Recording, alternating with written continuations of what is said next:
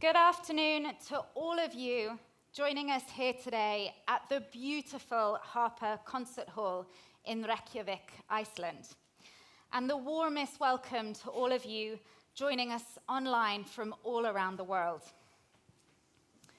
We are gathered here today for the launch of the 2023 Nordic Nutrition Recommendations. My name is Katie Harris. I'm a Senior Policy Fellow at the Stockholm Environment Institute, and it is my great pleasure and honor to be your guide through today's event. The 6th edition of the Nordic Nutrition Recommendations, published today by the Nordic Council of Ministers, is the biggest ever update in the report's 40-year history.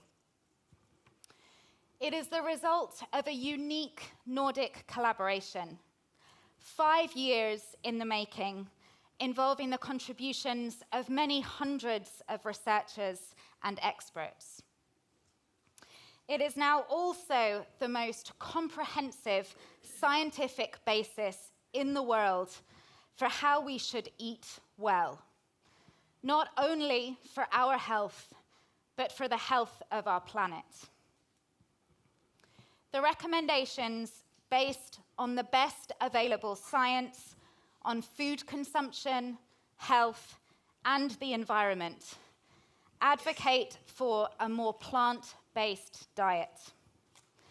And the report finds several important synergies, indicating that a healthy diet is usually also a sustainable one. These findings are significant not only for the Nordics. The world is watching these pioneering efforts, and the report provides a shared, evidence-based foundation that can assist other countries and other regions in developing dietary guidelines for their citizens. Even before its publication, the report has been widely debated in several Nordic countries. And we are delighted to deepen those discussions today with international thought leaders and experts. You'll hear more about the report's key findings and recommendations.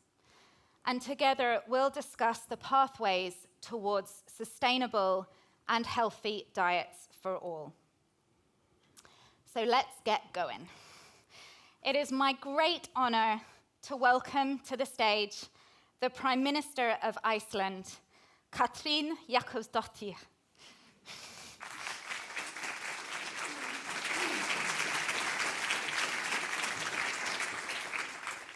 Distinguished guests, it is with great pleasure that I welcome you to this launch of the new Nordic Nutrition Recommendations here in Reykjavik.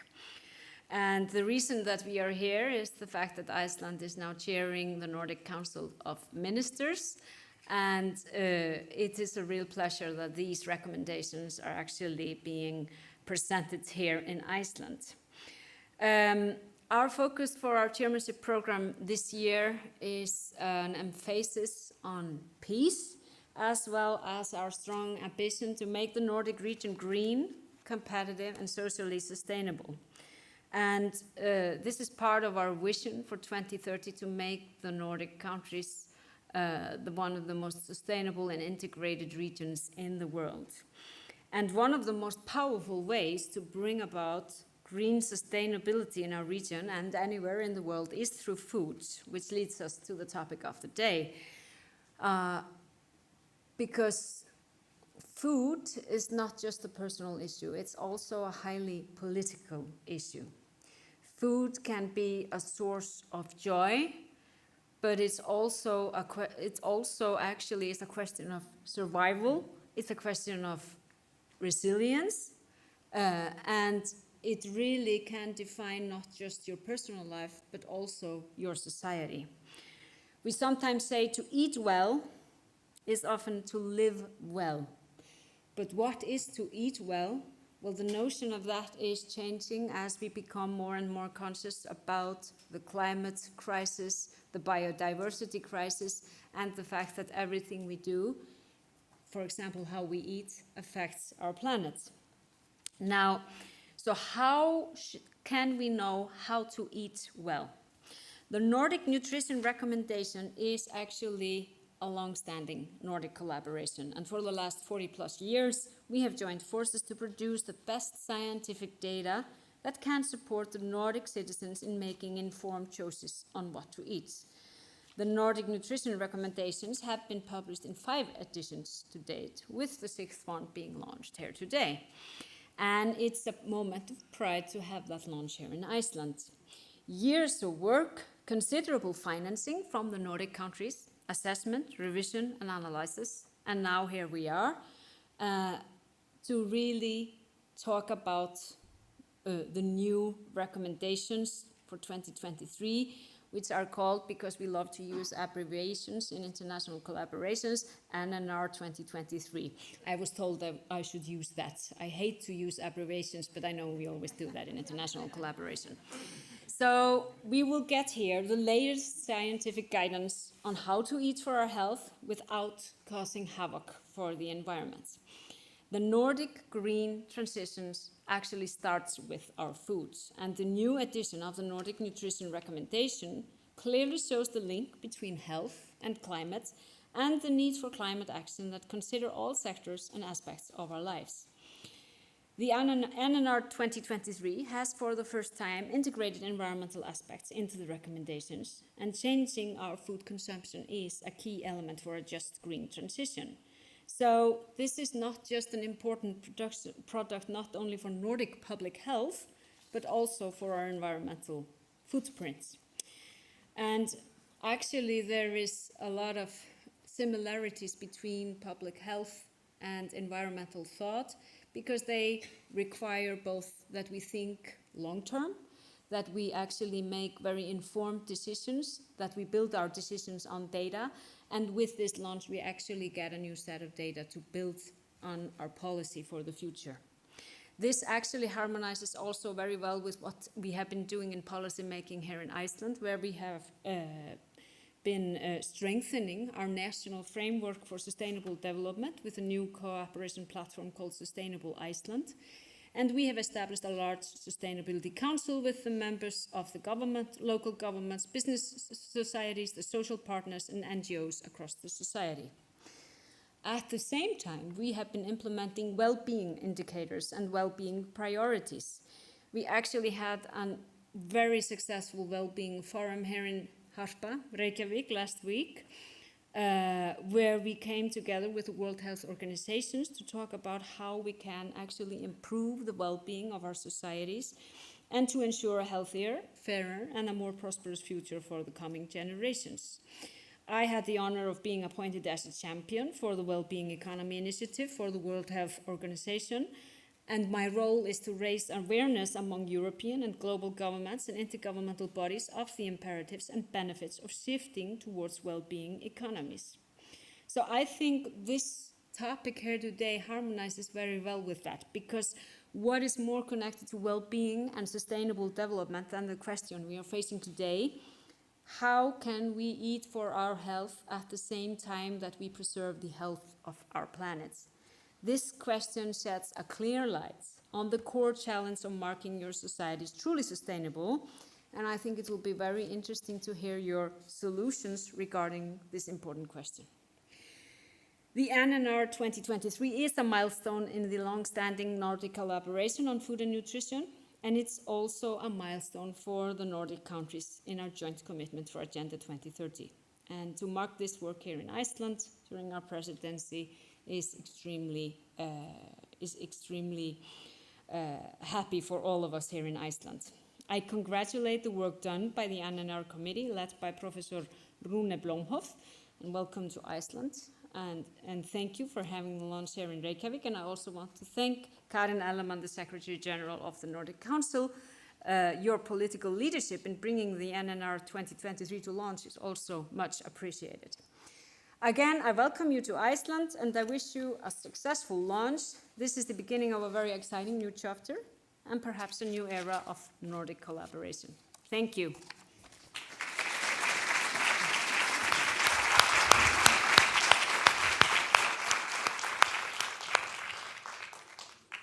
Thank you so much, Prime Minister. How can we eat well to live well? I think those 8 words really encapsulate the question that we'll be discussing here today. Drawing our attention now to the report's significance for global health, we're delighted to show a short video greeting from the Director General of the World Health Organization, Dr. Tedros Adhanom Ghebreyesus.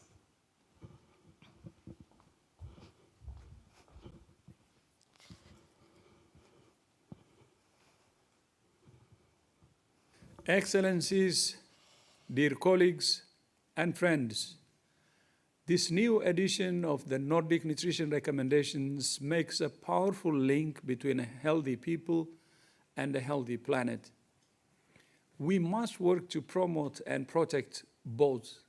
Focusing only on one could result in nutritionally inadequate diets or large environmental impacts. I congratulate the Nordic Council of Ministers for this impressive product and for the inclusive process of public consultation that produced it.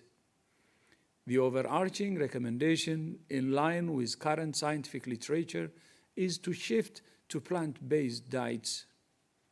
Animal protein sources, such as fish, should come from sustainably managed stocks with moderate amounts of low-fat dairy and eggs, while limiting sugary and processed foods.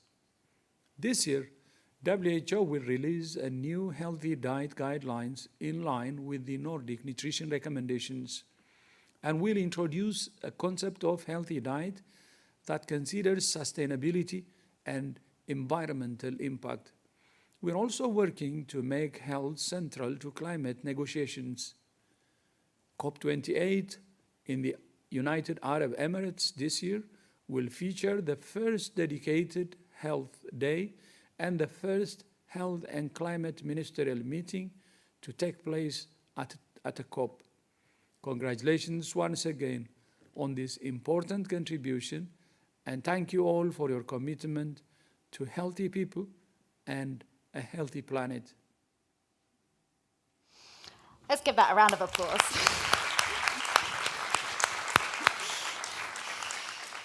Thank you so much to the World Health Organization and to Dr. Ghebreyesus for joining our discussions today and really signaling the global significance of the 2023 Nordic Nutrition Recommendations. And on that note, I think it's high time we heard a little bit more about these recommendations. I'm delighted to welcome to the stage Rune Blomhoff, Professor at Oslo University and Project Leader of the Nordic Nutrition Recommendations 2023, for your keynote remarks.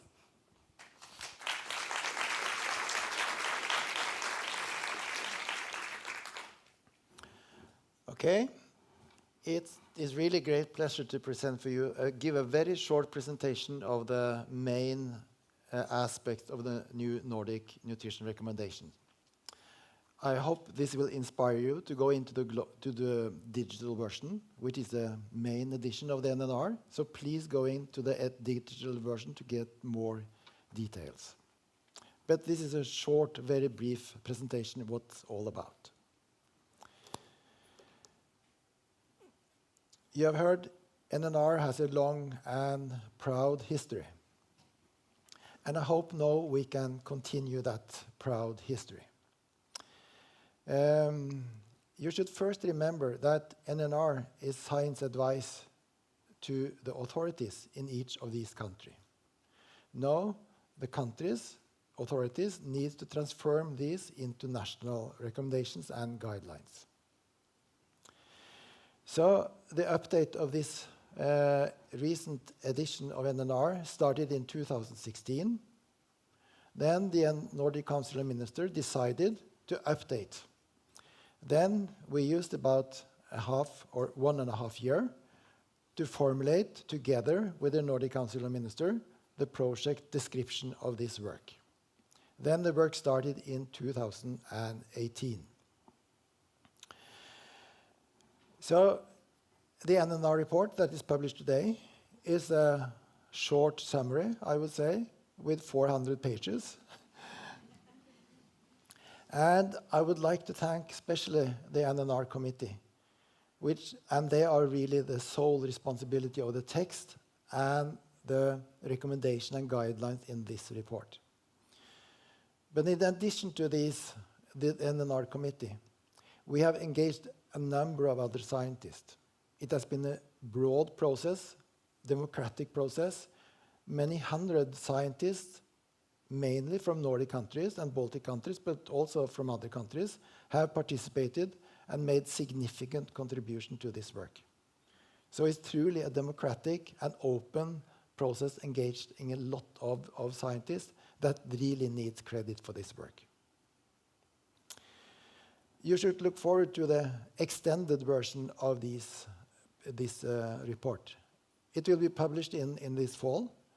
Then we will include all about 80 background papers, in total about 2,000 pages.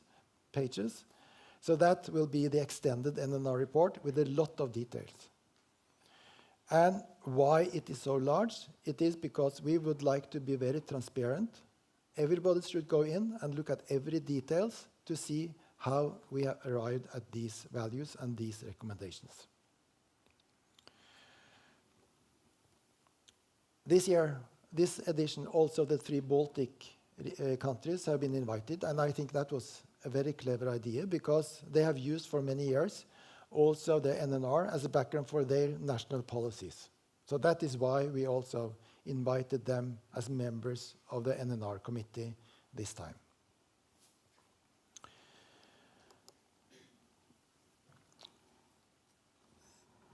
So another important aspect is you should really know what is included and what is not included in the NNR report. NNR report include updated nutrient recommendations. A lot of work on the new development of new dietary reference values. Then we also include the framework for national dietary guidelines that are based on both on health and environment. And that is really new. Previous edition of NNR has mainly focused on the nutrient recommendation. Now we also deal with specific dietary guidelines, and in addition, how environment could be integrated into the dietary guidelines. So please remember that the NNR do not consider other aspects such as food production, self-sufficiency, food security, food safety, animal welfare, socio-cultural aspects. We describe some of those aspects in our background papers as a general background to our report, but we consider food consumption. We do not go into the local politics and policies in each individual country. That is up to the national authorities to deal with. Our report is science-based on the present diet and the present environmental impact of the current diet.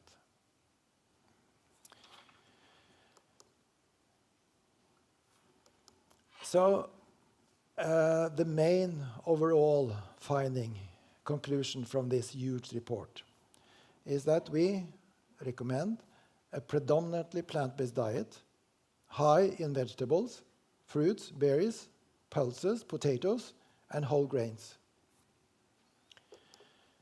Ample intake of fish and nuts, limited intake of red meat and poultry, moderate intake of low-fat dairy products, and minimal intake of processed meat, alcohol, and processed food containing high amounts of fat, salt, and sugar. So that is the main take-home message. This dietary pattern will have a substantial effect on public health and on the environmental impact. So that is the overall message. Of course, we have different layers of details. One layer just below what I just presented is that we give some specific advice on different food groups. And then we are very specific to present where does the guidelines come from. Does it come from environmental aspects or health aspects? And this is presented in this figure. So to this side, you can see those recommendations that both are related to health and environment. So we recommend fruit and vegetables and berries, 500 to 800 grams per day of a variety of vegetables, fruit and berries. And this quantitative guidelines is not just to pick a number. It is carefully consideration of dose response curves. How do they look like related to response of risk of diseases? Argued both based on environment and health. Cereals, 90 grams per day of whole grain and whole grain products. Pulses, significant part of the regular diet. Nuts, 20 to 30 grams per day. 300 to 450 grams per week of fish from sustainable managed stocks. And then you can see we have one dietary guidelines on potatoes, which is not based on health. Potatoes can be part of a healthy diet, no problem. But the main reason to include them is the environmental arguments, and you will see that clearly in the report. Then we have the food group with moderate consumption. And you can see that is milk and dairy, 350 to 500 milliliter per day of low-fat dairy. That is based on health, because we know that dairy is an important source of several nutrients, like iodine and calcium, which is hard to get other parts of the diet in Nordic and Baltic countries. So that is why we advise these levels of milk. However, those nutrients can also be obtained from other parts of the diet. And if that can be obtained, that level can be reduced, since also dairy has a high environmental impact. Then we come to the groups where we would reduce consumption. Sweets, a limited consumption. Processed foods with high amounts of fat, salt, and sugar, a limited consumption, very low consumption. Red meat, we recommend less than 350 grams per week based on health, pure health arguments. The science that high amount of red meat is bad for your health, increase the risk of certain diseases, especially colorectal cancer, has increased the last years. And the dose response curves turns around 350. So that is why we think 350 is a wise number, also for pure health reasons. If you should implement environmental arguments, you should consider going lower than 350, considerably lower than 350. Then we advise with alcohol, we say that there is no safe lower limit. Previous science suggested that there might be some beneficial effects of lower consumption of alcohol. That science has been reduced, that sort of evidence has been reduced by the most recent scientific publications. So today, there is no consensus that low alcohol could reduce risk of the cardiovascular diseases. However, the risk of cancer starts to increase with very low level of intake. So that is why we say that alcohol, no safe lower limit. Processed meat, as low as possible. White meat is neutral, more or less neutral when it comes to health. But of course, it has a relatively high environmental burden. So it preferentially should be kept same as now or reduced. Then I will just give you some short examples of the nutrient recommendations, because all the nutrients recommendations has been recalculated for the first time in NNR history. So we have been through all of the nutrients and recalculated from basic values all these values. It has been an extensive systematic literature search, updated methodology, harmonization, global harmonization of the methodology to develop dietary reference values. And 8 nutrients have now received recommendations for the first time. And that is vitamin K, biotin, pantothenic acid, choline, magnesium, manganese, molybdenum, and fluoride. And then we have some nutrients that have increased in values, like vitamin D, B6, folate, B12, vitamin C, calcium, thiamine, zinc, and selenium.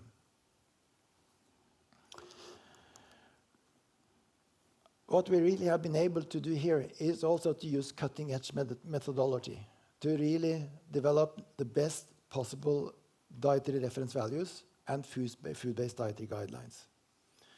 We have used a lot of work with international harmonization of methodology. We have had discussions and dialogues with most of the main health authorities in the world,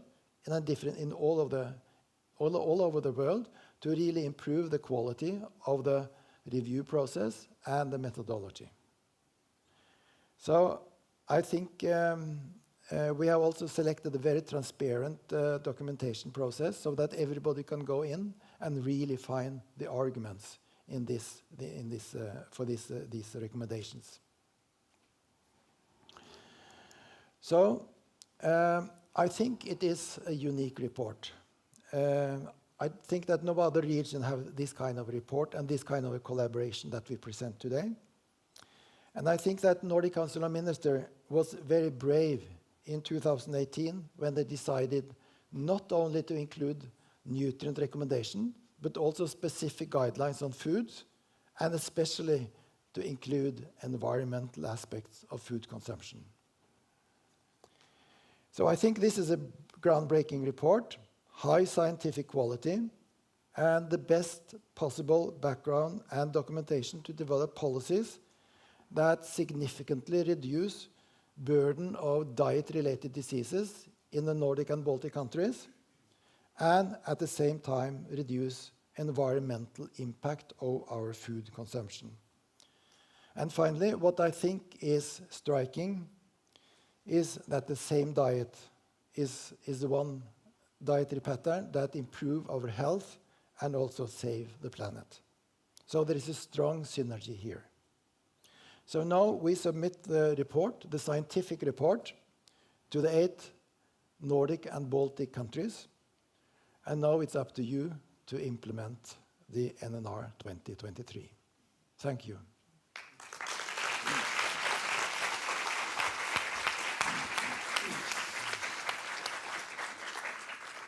Thank you so much, Professor Blomhoff, for that fascinating insight into the Nordic Nutrition Recommendations 2023.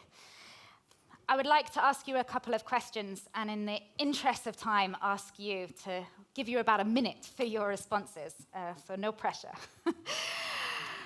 You spearheaded the production of these recommendations, but how realistic is it that people will follow them?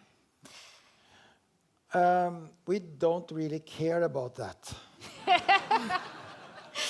in the report, because we report science, what is good for what is the best available evidence. And then the next step is for the policies to really take care of those important questions. So we reflect science. Thank you for that. I'm going to push you one little step further in my second question. So this may be a scientific endeavor, and we saw how many experts and scientists have been involved in this very rigorous, long, very engaging process to produce the recommendations.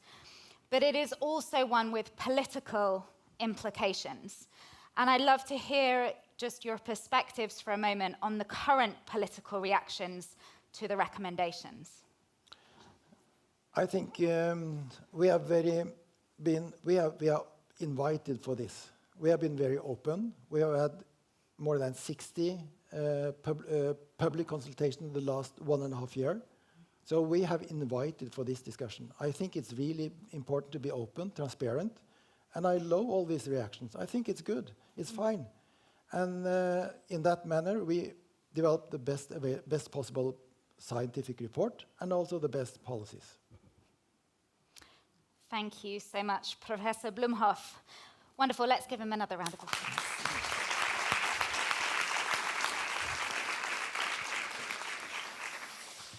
Okay, we now have the first of 2 high-level panel discussions for you. The first centered around sustainable and healthy diets for Agenda 2030.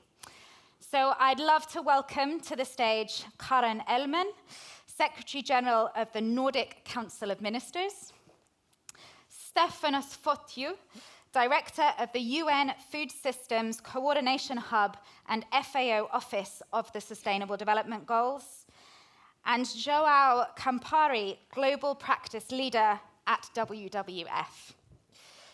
We're going to have a conversation now about the implications of the Nordic Nutrition Recommendations for healthy and sustainable food systems worldwide, particularly in the context of global efforts towards the Sustainable Development Goals. Karen, as Secretary General of the Nordic Council of Ministers, let me turn to you first. So we've just heard from Rune that this has been a tremendous undertaking. This project to produce the Nordic Nutrition Recommendations is updated every decade. We'd love to hear from you. What is the driving force behind this work, and why do you value collaboration on food so highly in the Nordic countries? Well, thank you very much. I would say that the driving force to start with is definitely our global responsibility, and that counts for all of our countries. We've all committed ourselves as nations to live up to the SDGs. So I mean, it's an assignment that cannot be neglected.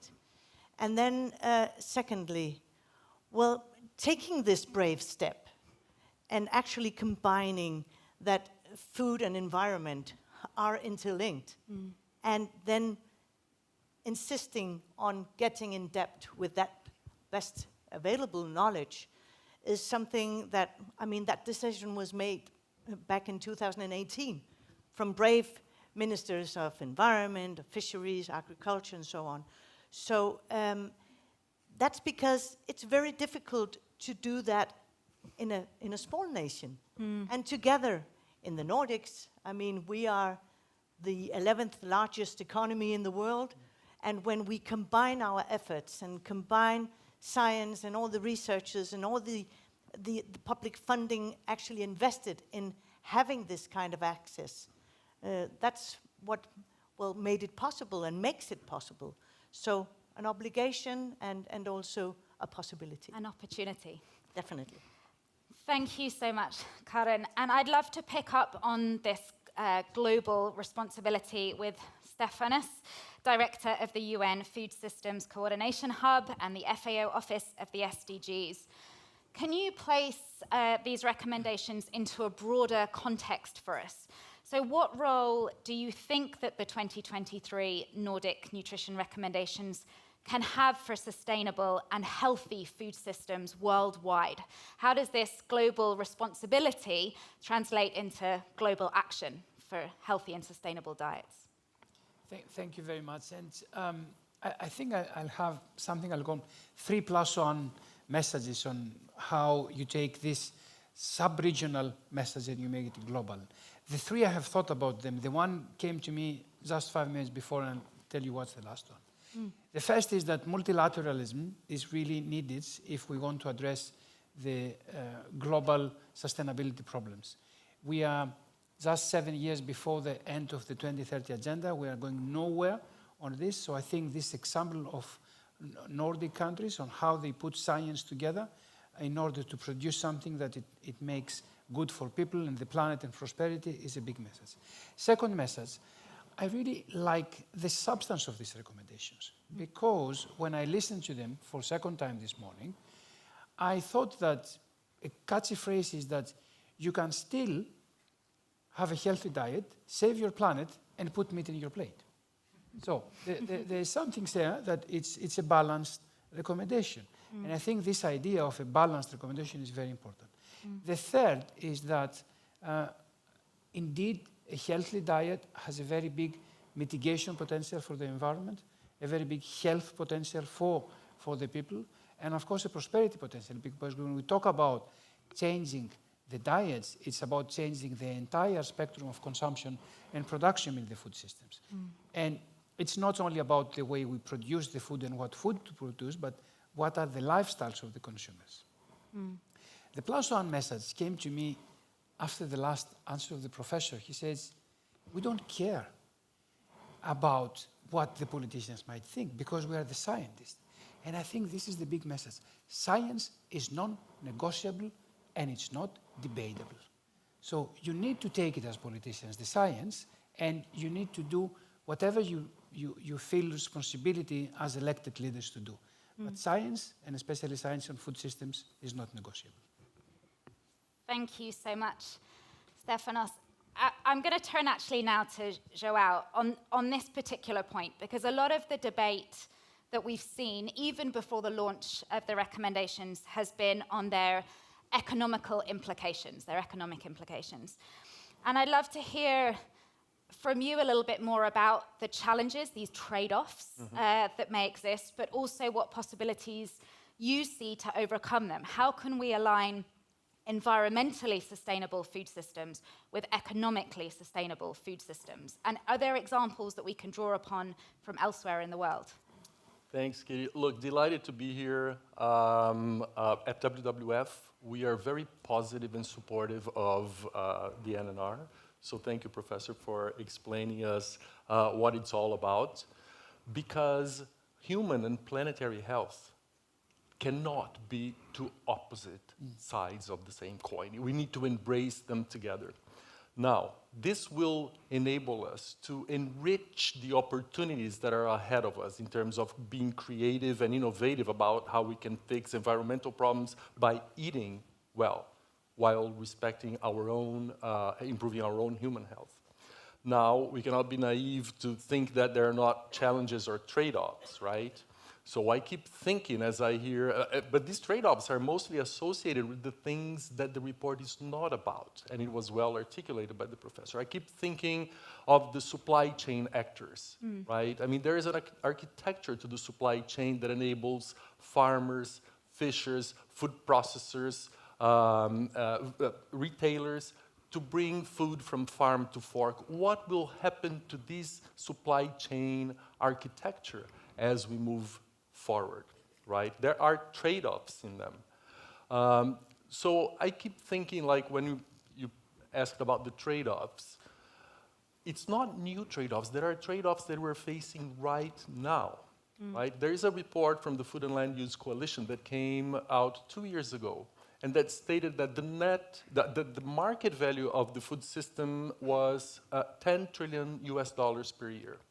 But the hidden costs associated with health, environment, and social costs was a multiple of that. It was like $12 trillion. So in 2019, according to that measure, the food system was already in the red, right? So how can we then go into your next question about what are the economic incentives beyond like taxes and that the WHO Director General mentioned, but I keep thinking about subsidies, right? Right now, our calories, 75% of the global calories come from 12 plants and 5 animals, right? So it's a very boring food system, not to mention what it can do with human health when you add high processed foods and so on. So And these 12 plants plus 5 animals that account for most of our calories, somebody's paying for them, right? Sometimes it's us, taxpayers. So how countries will reform subsidy spending to move them from being harmful to people, nature, and climate into being a positive one. So I think subsidy reform is a big political but needed debate to have. Let me pause here for now. Thank you so much, João. Fantastic. I'd like to sort of bring us back to the wider context, perhaps not geographically, but where we are in time, and turn back to you, Stefanos. There was the 2021 Food Systems Summit that took place a couple of years ago, and I believe there is a stock-taking process about to come up. Can you give us a sense of sort of where these recommendations come in time? Has there been significant progress since the summit to sort of reform our food systems? Where do you see some of the main challenges if we look to what we might want to deliver by 2030 if we're to achieve the Sustainable Development Goals? Thank you very much. So indeed, we have the Food Systems Summit plus 2 stock-taking moment, 24 to 26 of July in Rome. You are all invited and welcome to be there. We see the last 2 years movement happening at different levels. First, I must say that the governments, they really take a very serious look on this need to transform the food systems. And we see what I might call baby steps. I come myself, before my 20 years experience in the UN, I come from the civil society and environmental organizations like WWF. I think it's baby steps, but I think steps are coming. What they're asking, I think nutrition is number one in their agenda. So healthy diets, nutrition, of course for the developing countries is about not how many calories you put in your belly, but what kind of calories you put there. Yeah? That's very important. The second is the countries are following up on coordination, interministerial coordination, which is needed if we want to talk about a food systems approach. The third area that we see a lot of things happening is monitoring and evaluation. One message we're giving here is that, we have a framework. It's called the Sustainable Development Goals and the 2030 Agenda. We have a set of amazing targets and indicators. Don't try to reinvent the wheel. Try to use these targets and indicators to see how you can monitor and evaluate the food systems. The third area, they are really asking for science-based solutions. So and I think that's why it is important that what this group is showing here is that science coming together and it gives some recommendations. And I like that you call them recommendations, actually. Many times I said guidelines, because in the UN system we call them guidelines because we want to guide people. No, recommendation is the right thing. So let's take them, I think, and I think that it will be ample space in the stock-taking moment to present them and make them a global case study. Fantastic. Thank you so much. And I'm just going to ask one follow-up question to you, if I may. In light of some of the significant global events that have taken place in the last few years with the COVID-19 pandemic, with Russia's war in Ukraine, I wonder, despite this sort of broader enabling environment that the SDGs, the Sustainable Development Goals, gives us as a framework, are we seeing an emphasis on the resilience of food systems at the expense of their sustainability? Are we losing momentum? Are we going in the wrong direction? Is this a concern? So the last years, the crises in the food systems are chronic. We shouldn't forget the climate and biodiversity crisis, that it was there before the COVID and before the war in Ukraine. And they will stay there, at least for the foreseeable future, because we go nowhere on this. I think what happened indeed, we must admit that the last 2 or 3 years, the focus has gone mostly on food security issues and not much on food system sustainability issues. I think in some cases this is a natural reaction, especially from countries that they have a very big food security problem. But the answer here is that you cannot solve your food security crisis if you don't look at the long-term sustainability. And fortunately, we see that countries, they are still looking at this. What needs to happen here is we need to break this dichotomy in the international donors community, that they separate between the humanitarian crisis and the development crisis, the humanitarian support and the development support. You cannot really have, I think, humanitarian support and crisis support without having a development and sustainability aspect and dimension of this, because then you will just correct the problem to face it the same or big enough the next day. Thank you so much. And I wonder, João, if you want to come in on this point as well, around really why do we need to consider the environment and sustainability when it comes to our diets? And really what evidence is there that changing our diets will have an effect on the climate and environment? Why is this so important that we don't focus on perhaps resilience and security at the total expense of sustainability? Thank you. The first thing that we need to realize, Katie, is that food systems are responsible for 80% of the biodiversity loss and 30% of greenhouse gas emissions. So let's keep this 80% and 30% in our minds as I articulate a bit more. Let's take climate change, right? So 30% comes from the food system of greenhouse gas emissions. When we look at the production, food loss and waste, and diets, here are the numbers for the potential mitigation impact. If you focus on agricultural production alone, you can mitigate that 30% between 14 and 40%. So this is the mitigation potential of agricultural transformation, food production. Food loss and waste, the potential for mitigation is about 10%. And diets is up to 48%. So of all three parts of the food systems, production, loss and waste, and consumption diets is the one that holds the highest mitigation potential to deal with climate change, right? So what does that mean in terms of policies and moving forward? Countries need to embed dietary shifts into their nationally determined contributions to climate change. We call it NDCs. NDCs are the documents that governments deposit with the UN to guide, to inform their policies. So very few countries have diets, sustainable diets, into their climate agenda. So this is a huge opportunity of what's happening here today with the launch of the NNR. I am very hopeful that other countries can look what's happening in this room today to inform their own policies about how to move forward. This is spectacular. So, let's spread the word about the need to reform national dietary guidelines or recommendations so that they can serve the purpose of helping mitigate climate change and reverse the curve of biodiversity loss. And well, just to support, the reason why we are very focused on saying this is recommendations, because we are not dealing with the legislation in the Nordic Council of Ministers in that perspective, but we are delivering this solid work to inspire and nudge and do whatever we can to make sure that we live up to our responsibility.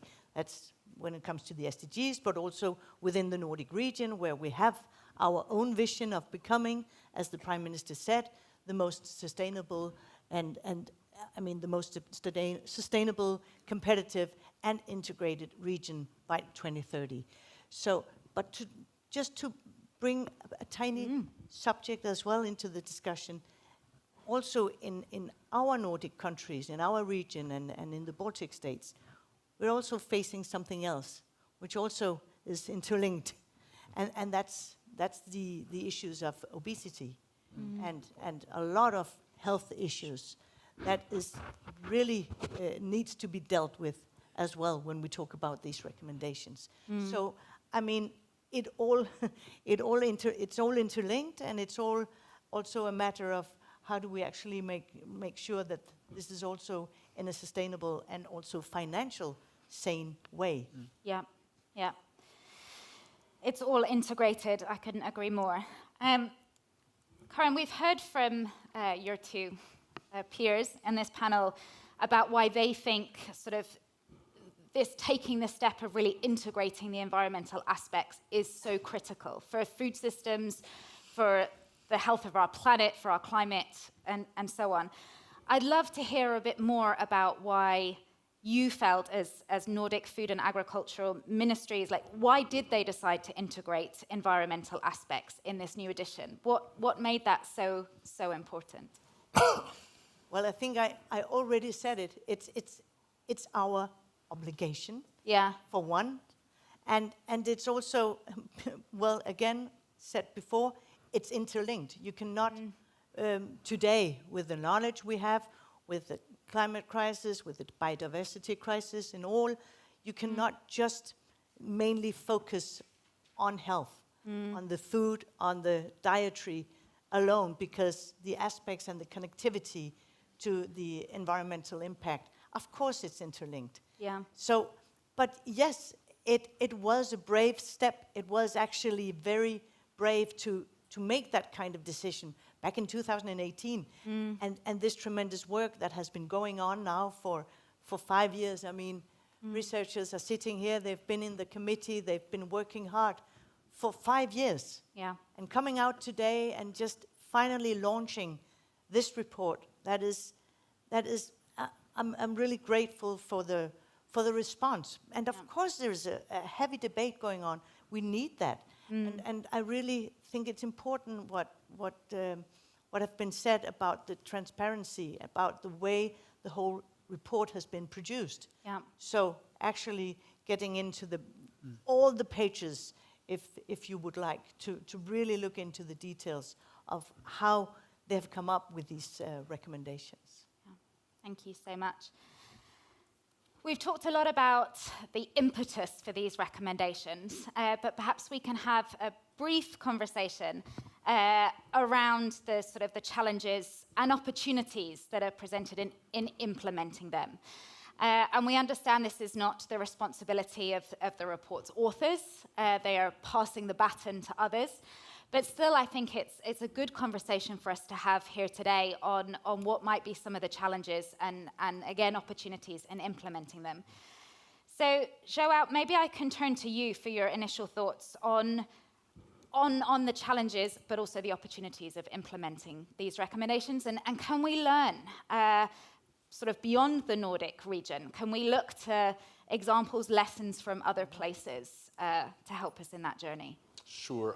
Let me start. Like one of the biggest challenges is that we set up guidelines and recommendations at the government level. It makes perfect sense, but then the uptake for the consumer is very slow. So one of the challenges that we face is how are we going to sensitize consumer behavior and consumer preference so that they can adopt these recommendations, right? I am a big believer, and that's why I work for an NGO, that I truly believe that if you become aware of the global consequences of your actions, like what you put on your plate to eat, you will become a better global citizen. You will begin to appreciate that food is not only a source of calories or the quality of that food. In that food, there are important trade-offs, right? There is human labor, there are natural resources that went into producing it. So we really need to become, every one of us, better global citizens, to help create value for society instead of keeping our food systems in the red mark, as I mentioned before in that study. Now, there are many opportunities out there that I could talk about, how we can stimulate production and consumption of better foods. Like in Paraguay and Ecuador, for example, we work with local communities and the government to create supply chains for indigenous foods. In Brazil, my home country, there is the school system in a southern state. They source their foods for public, it's the public school system, directly from agroecological plots, small farmers, with no intermediaries. So the good food goes to the school system, from very sustainable production practices. Then if you want to look at the national level, Singapore is investing a lot of public money into helping their farmers rethink their food system because they need to improve their self-sufficiency in food, as well as investments in food tech, industries. And there are plenty of examples out there that are promising that we can look at. Fantastic. Thank you so much. Okay, a final question before we draw this fascinating conversation to a close. This panel discussion is on Agenda 2030, the Sustainable Development Goals. They have a deadline in 2030. There is a lot that I think we have recognized that needs to happen around the world if we are to enable healthy and sustainable diets for all. I would just like to ask first Stefanos and then João, if you could focus on one action or one milestone that we really need to pivot our attention to with the guidance that we now have in the Nordic Nutrition Recommendations 2023, what would it be and what would you hope what would we need to make it happen? Put finance and investment behind science. So see how investment and finance will support the scientific recommendations. It's about three things. First, what kind of investments we need to transform the agricultural production, and what kind of maybe incentives we need to go to the consumption side and also incentivize it. The second, and I think even more important, is that it's not about new money, but it's about repurposing the money. So how we get from investing on something that we know it generates a lot of environmental and social externalities to something that is good for people, for planet, and the prosperity. And the third, these recommendations should become an operational tool for the ministers of finance. So if the ministers of finance will not take them as guidelines for policy making and for budget making, I don't think we will see any real change. And this is not only with the recommendations for the nutrition recommendations. Anything that it comes to the 2030 agenda needs to be taken as guidance from ministers of finance, and then I think we will see very, very fast change. Thank you so much, Stefanos. So your three key points. We need finance and investment, but we need the repurposing of finance and investment, and we need this on the desks of those ministries of finance as well. João. You ask a Brazilian to talk about the one thing, we can be here for like the next 40 minutes, but I can give you a couple. That's good, Katie, thank you.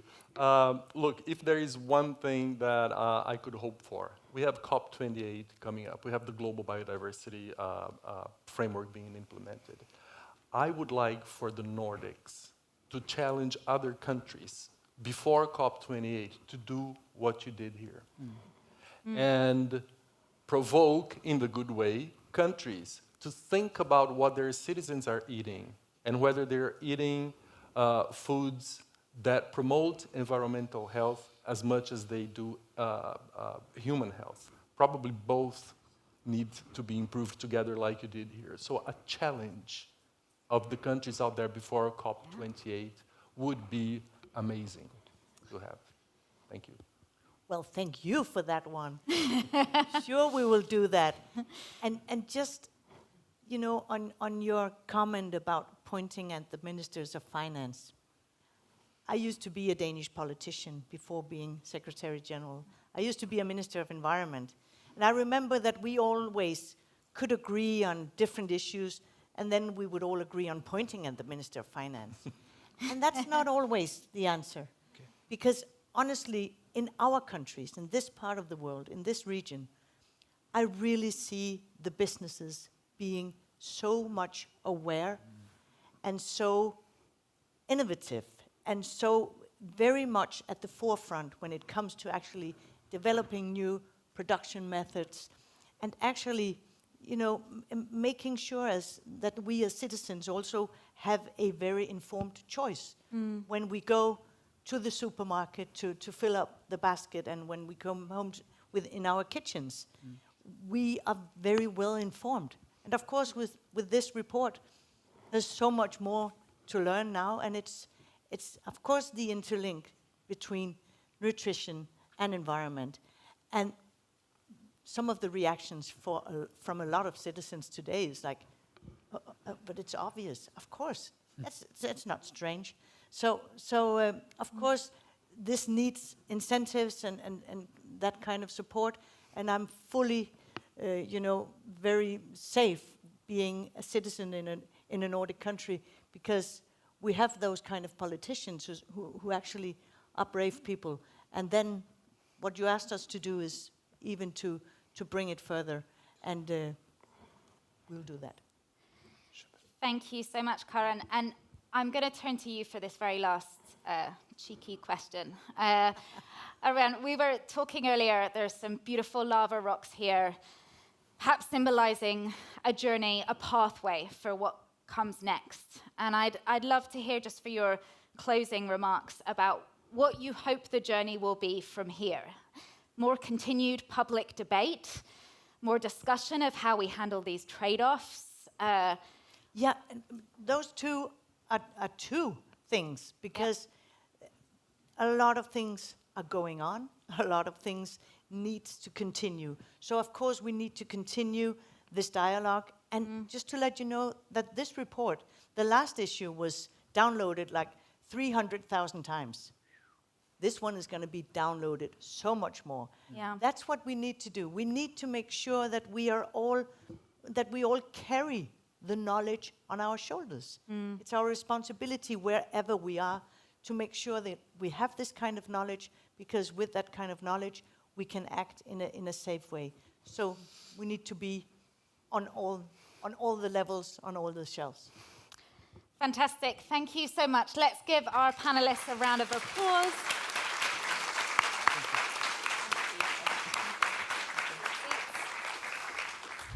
Right. Wonderful. Thank you so much for that really thought-provoking conversation. I'm now going to introduce our second panel of today, where we're going to be talking about what is really at stake in the implementation of the Nordic Nutrition Recommendations. I'm really delighted to call up to the stage 3 eminent experts who are going to be sharing their insights, their perspectives, and their experiences with you all today. We have Ola Elvestuen, Chairman of the Committee for a Sustainable Nordic Region of the Nordic Council. We have Anna Pool Envoldsson, Head of the Sustainable Diet and Health Division of the Danish Veterinary and Food Administration. And we have Dr. Amanda Wood, a researcher at the Stockholm Resilience Centre. Welcome to you all. Yeah. Ola, I'd like to turn to you first, if I may. We just had a big conversation about why it is important to integrate environmental considerations in the Nordic Nutrition Recommendations. And just to create some continuity from that discussion to this, I'd love to hear your thoughts, your perspectives. Why does this matter as chairman of the Committee for a Sustainable Nordic Region? Well, I think it's quite obvious when we look at we have to reach or limit global warming to 1.5 degrees, and emissions from our food system is a third of the global emissions that we have, and also the tremendous loss of nature that we have to stop. That is, we need more nature. So of course we have to change our food systems to reach those goals. And the really good news is, of course, that a healthier diet is what brings us there. And I think that is with this report, that's really what the uptake is, that there's only benefits onto reaching these goals. And it's for individuals should take in these recommendations. I mean, they can choose to be part of the solution instead of being part of the problems. Local governments, businesses, organizations, they can take our action and be part of these solutions. But then, of course, the challenge is then for governments that have to lead onto this change. I mean, you have to build policies on these recommendations so that people, to a larger degree, starts to follow them, and on towards that, we start to create that more environmentally friendly agricultural and food systems that we need. And coming then on to the sort of implementation of these guidelines, of these recommendations, what do you think, what's your hope for sort of what effect they will have in encouraging people to adapt their diets? And if we take into account some of the reactions to the recommendations, which can be quite polarized, it spurs a lot of different opinions, different perspectives, different interests.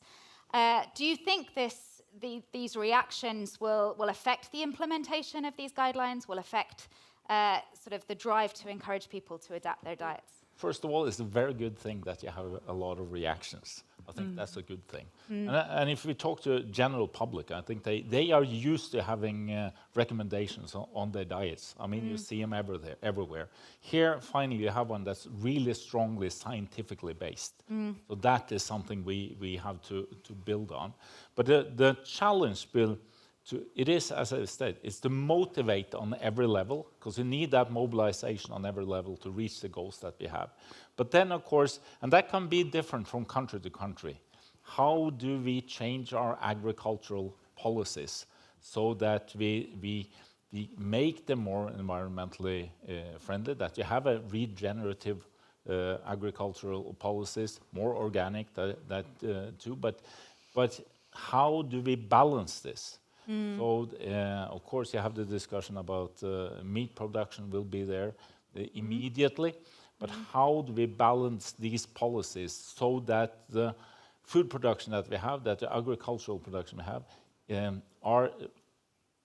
are made in such a way that they are increasing biodiversity, that they are making a healthier soil, that the dairy products that we have, the meat that we are producing, are done in such a way that it has the positive impact. And this is done at the same time as we are reaching the national goals that are eating healthier, lowering our emissions, making sure that we are stopping the loss of nature, and also have a healthier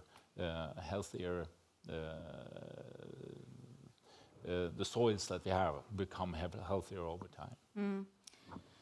Harnessing those co-benefits. I think I work on climate change adaptation, and we're always on the lookout for some policy recommendations and solutions that can achieve many of the Sustainable Development Goals at the same time, or deliver these co-benefits. And I think the fantastic thing about this report is that it's really shown that in creating sort of healthy diets for us, which is good for our health, we can also create diets that are good for our planet.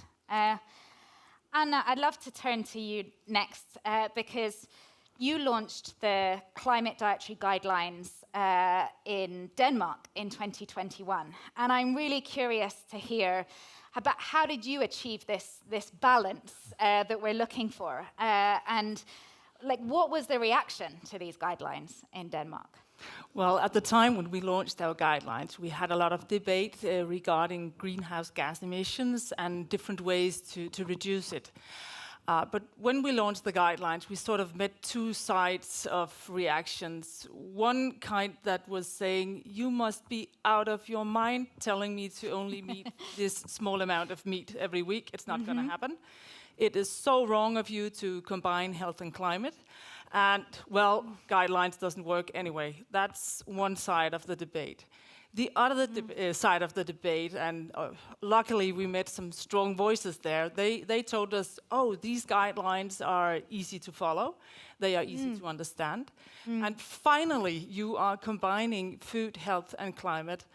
And also, we met voices that accused us of being unambitious since we were still advising to eat meat. So that sort of set the agenda for the work to come.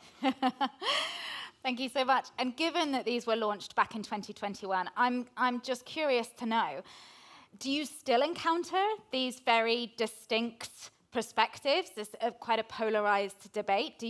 Is that still a live, real issue for you?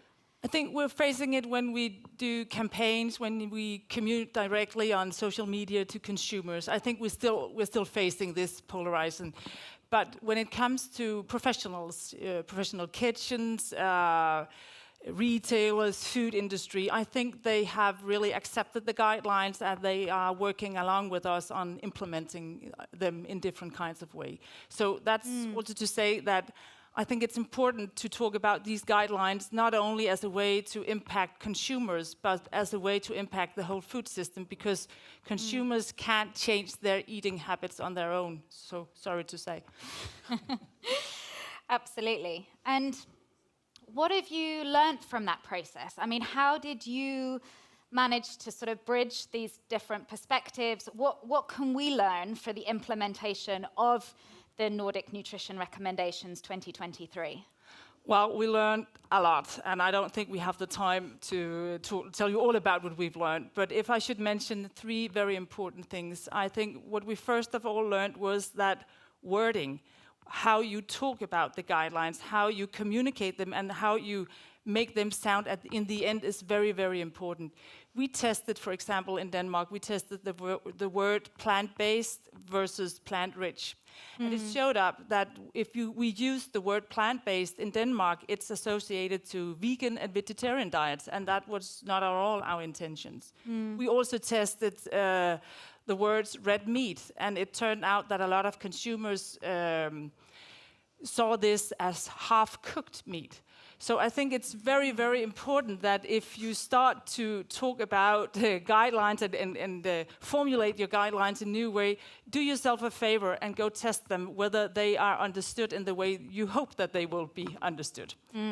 The second thing we learned, and I'm happy to see that's a big part of the new NNR, is that it works to talk about foods instead of nutrients, simply. Don't talk about saturated fats and sugars and salt. Talk about what you really eat. It's easier to understand, and it's easier to translate into concrete actions. And last but not least, I think what was very important in Denmark was the way we involved our stakeholders, a very broad range of stakeholders. We involved health NGOs. We involved climate health NGOs, retailers, food industry, and other organizations working within climate and sustainability. And as you can probably imagine, they didn't agree on everything, but at least they agreed that our first draft didn't work at all. So they actually sent us back home and said, this is a no-go, you have to do it all over. And the funny part about that is that we turned from discussing not the evidence, because the evidence is there. You don't have to discuss it. You just have to discuss how to translate it and how to work it into your own eating habits in your country, your own food culture. And that was actually what we ended up discussing with our stakeholders. And I think they helped us a lot, because they came into this process with a broad range of perspectives and attitudes, etc. And it was our job to translate it in the end. And we ended up with some guidelines that I believe they respect now. Yeah, fantastic. And I think this point about sort of interpreting the guidelines within a cultural context is really important for their acceptance, for their uptake. And I think there's a lot of lessons it sounds like we could draw upon from your experience for those who do pick up the baton and seek to then think about how we implement these recommendations in a national context.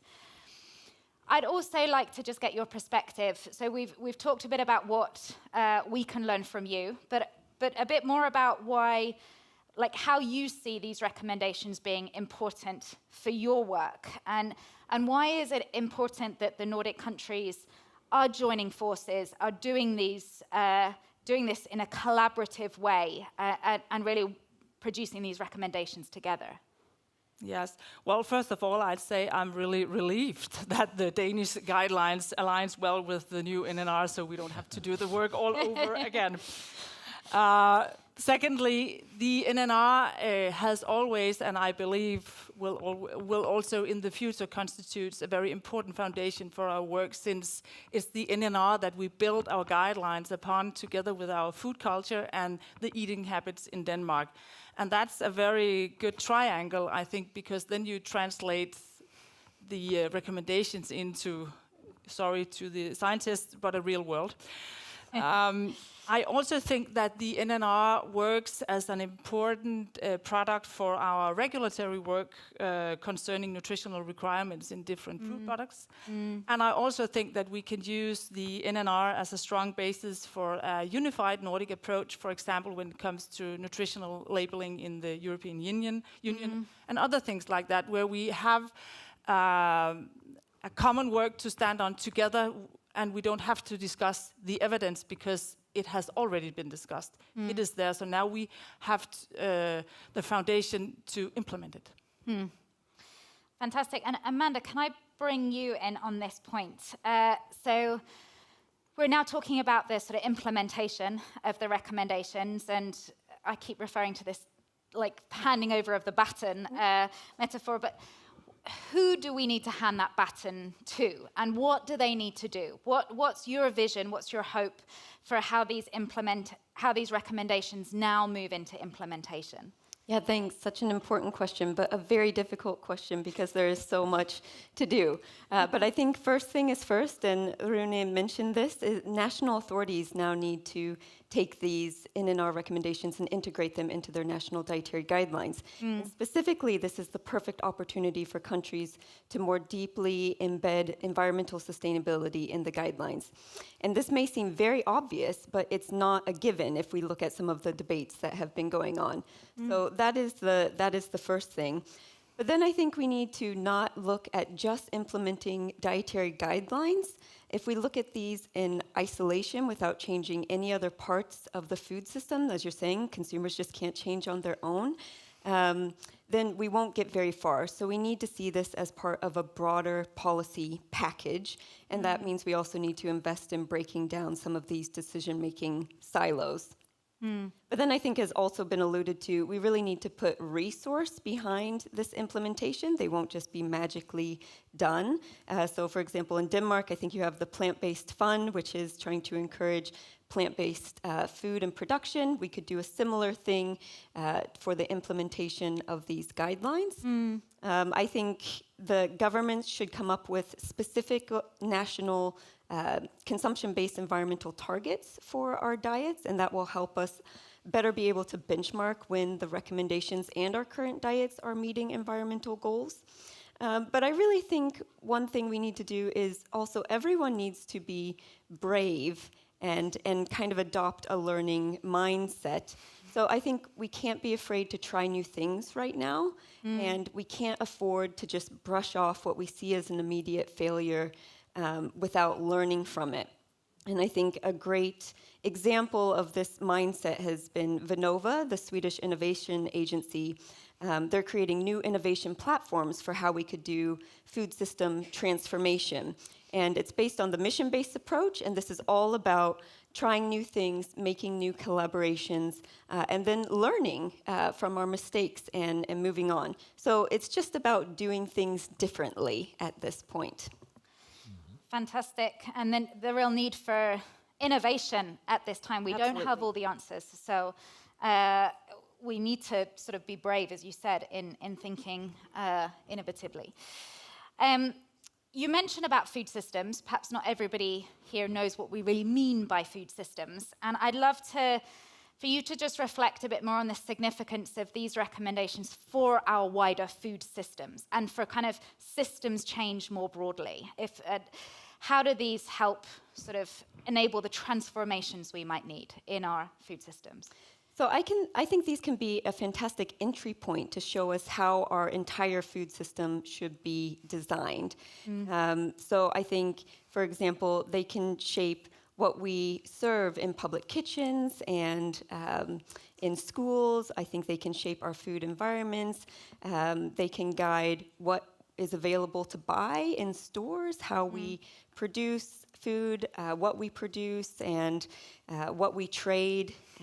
So I think it can give us a picture and a starting point to kind of work backwards and say, if this is what we ultimately want to achieve, what other changes in the food system need to happen to make that possible? Fantastic. I'm going to ask a final question to each of you, if that's okay. So this panel discussion is very much then focused on the implementation of these recommendations. And if we're thinking about who might then take responsibility for these, for sort of thinking through what the implications of these recommendations are, it could be private sector, it could be public sector, it could be citizens, it could be civil society. What's the sort of key message that you would like to say to them, I guess, as they think through? Perhaps it's to be brave, perhaps it's to be innovative, but what would be your sort of rallying cry for those who take this journey on its next steps? Well, for them, it's just to follow the science. And that is because there's only benefits. But I think when I listen to it, I think what the key point, if you go to the national debates, is that there will be a lot of political discussions and debates. But I hope that we have to that we struggle on how to follow up these recommendations and not keep on discussing if we should follow them up. I think that is the key. We can disagree on how, but we must reach these goals, and time is of essence. I mean, the Sustainable Development Goals is 6.5 years away. It's the Paris Agreement, the climate goals that we have is so short also, and we have the Montreal Agreement also. So it's the speed, and I think the Nordic countries, I mean, we are more than 30 million here too. So with the Baltics, so we are a strong force. So I think also to take these recommendations and make them internationally relevant is one key responsibility for us.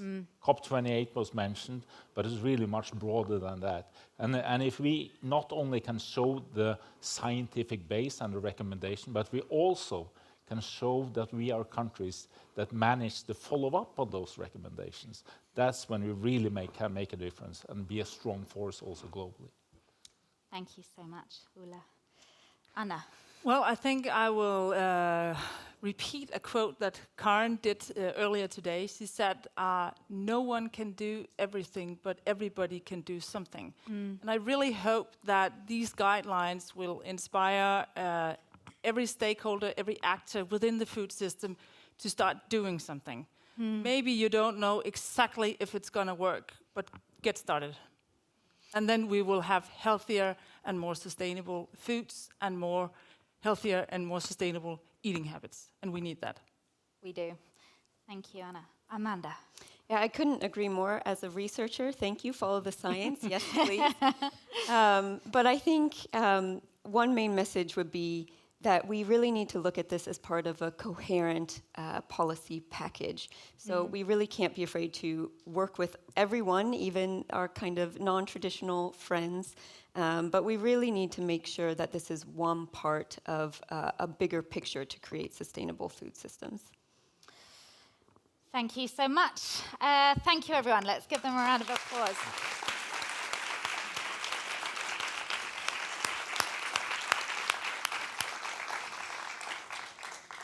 So I think we could all discuss this topic for many more hours to come. We've heard such a fantastic diversity of views and perspectives on this topic, and some real food for thought that we're being left with. Over the past hour and 20 minutes, we've been discussing some of the pathways towards sustainable and healthy diets, both in the Nordic context, but also in the wider world.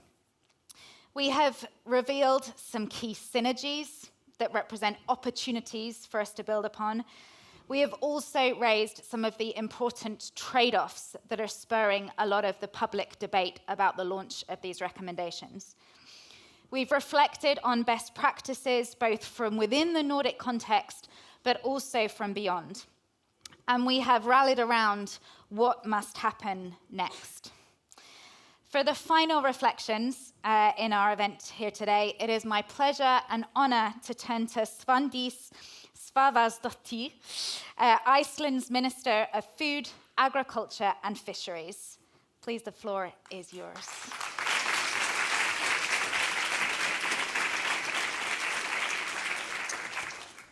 Dear guests, today has been interesting, educative, and enlightening.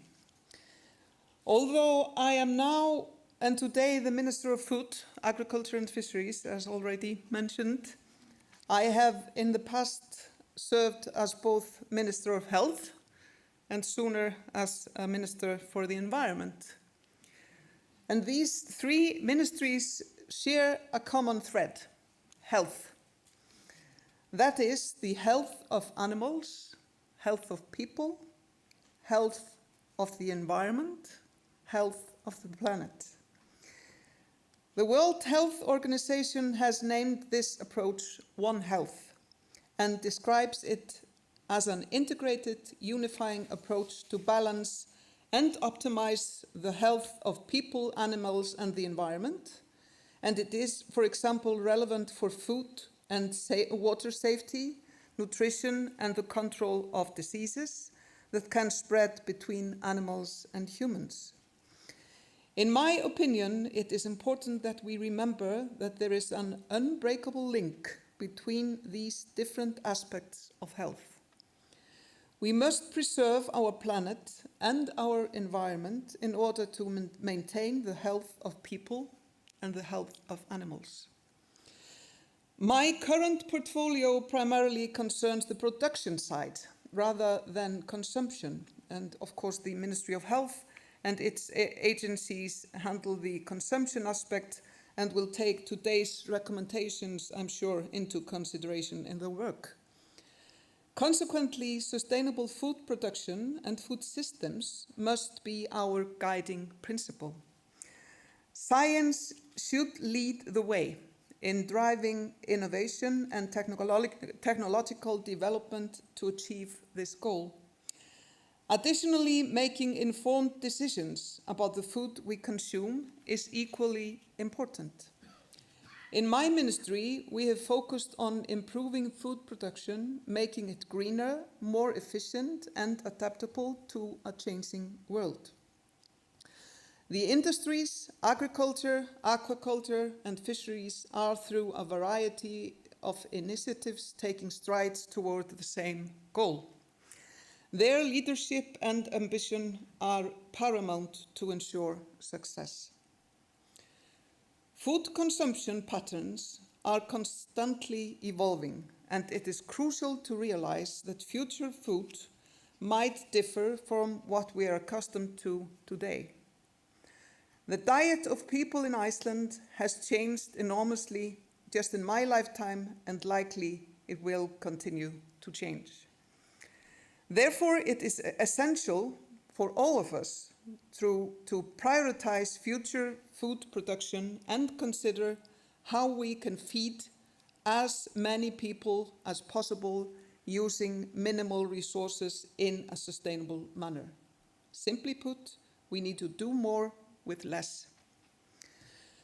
Today, we have witnessed the results of comprehensive scientific work.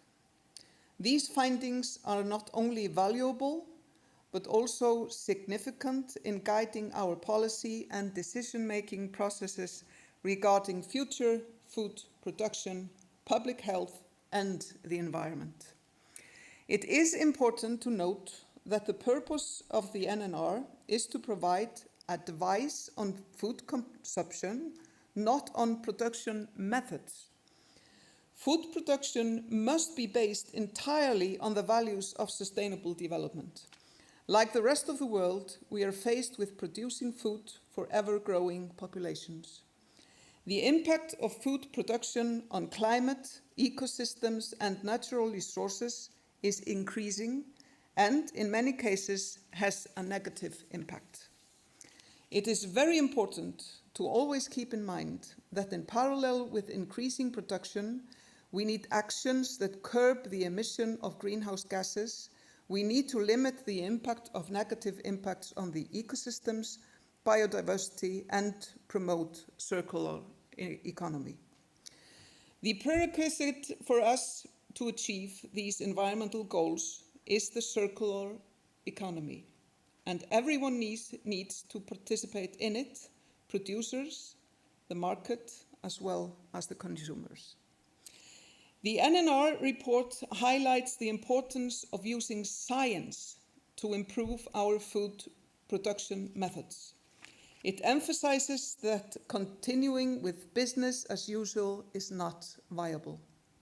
It urges us to improve our agriculture and fisheries to reduce greenhouse gas emissions and other negative environmental impacts. Each country should assess this recommendation based on their specific circumstances. There are country-specific factors and trade-offs to consider in terms of nutrition and in terms of food security. In my opinion, this report should serve as a strong call to action and celebrate it because it brings into focus what needs to be done. Our traditional industries must rise to the challenge of providing healthy and nutritious food, as well as minimizing environmental impact. We, as a government, must do our best to enhance initiatives that meet these challenges. I firmly believe that we can achieve this goal by employing the scientific method to experiment, test, and refine. Let that be our principle to find the best way forward. We can be brave, and we should. Thank you for being with us here in Reykjavik today, and good evening to you all. Thank you.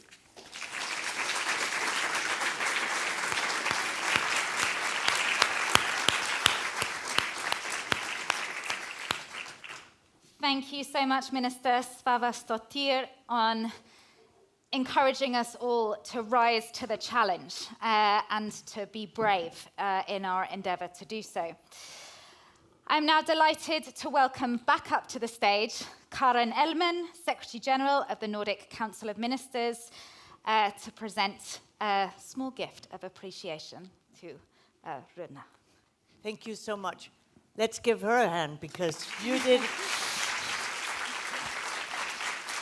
did a tremendous job. Thank you so much for guiding us through this. I'm trying to hide it behind my hand. But I have a small present, and I would like the receiver to come up to the floor. And that's you, One. Please come up here.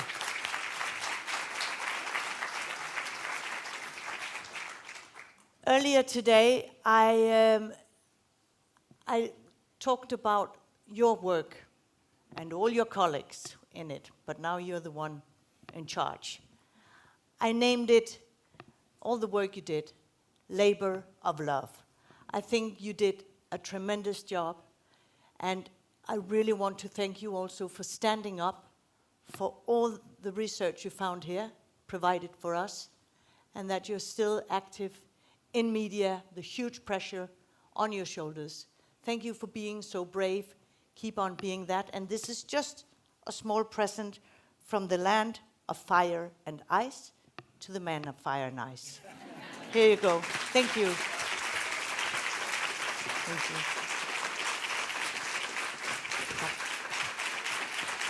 Oh. Thank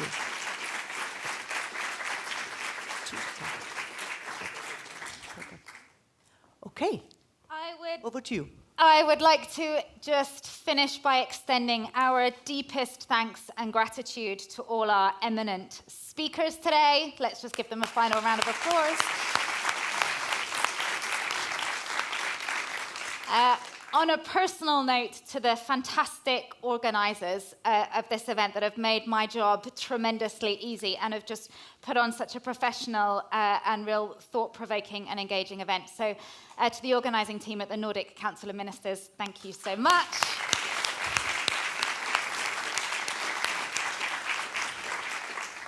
Our And to thank all of you here joining us in person, but also online from around the world for the launch of the Nordic Nutrition Recommendations 2023. This is the end of the launch, but it is only the beginning of what comes next, as we take stock of what these recommendations mean for our pathways towards sustainable and healthy diets for all. So thank you so much once again.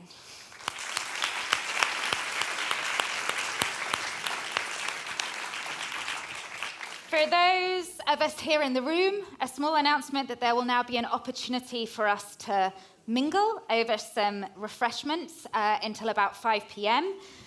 You can just head up the stairs and you'll find them there. For participants in the Ministerial Council meeting, I have an important notice. So the first bus will leave from here at 5 p.m. and the second at 5:20 p.m. Please don't miss your bus. Thank you so much. Yeah, okay, great.